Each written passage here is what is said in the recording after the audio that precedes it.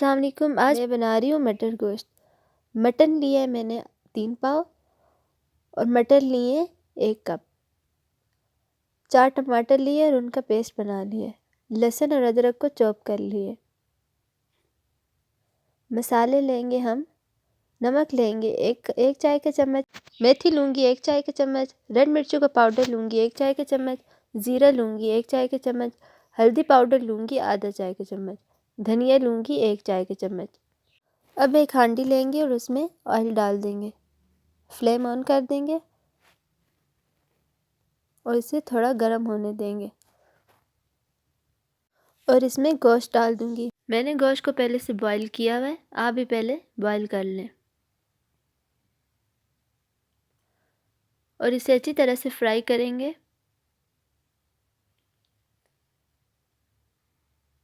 थोड़ा सा फ्राई करने के बाद इसमें लहसुन और अदरक का पेस्ट डाल देंगे।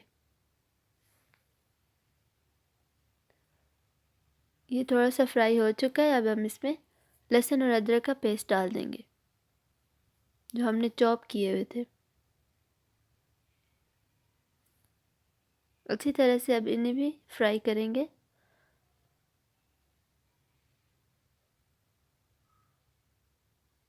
साथ ही इसमें मसाले डाल देंगे, हल्दी डाल देंगे, नमक,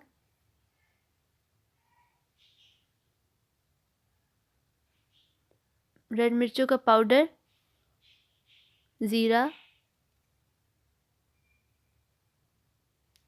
अब इसे थोड़ा सा फ्राई करेंगे। मैंने इसमें सूखा धनिया नहीं डाला, वो टमाटर डालने के बाद हम लोग शामिल कर देंगे। अच्छे से फ्राई करने के बाद इसमें अब पेस्ट डाल देंगे टमाटर का और इसे भी अच्छे से फ्राई कर लेंगे।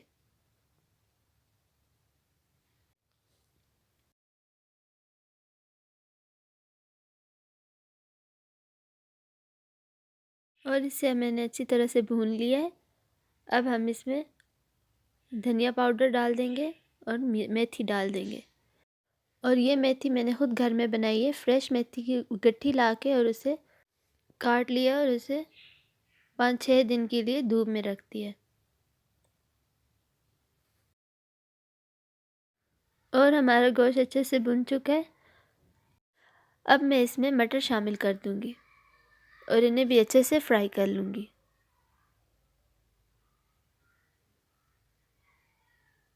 और अब साथ ही इसमें गरम मसाला डाल दूंगी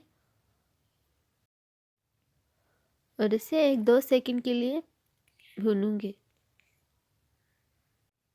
और अब मैं इसमें पानी शामिल कर दूंगी।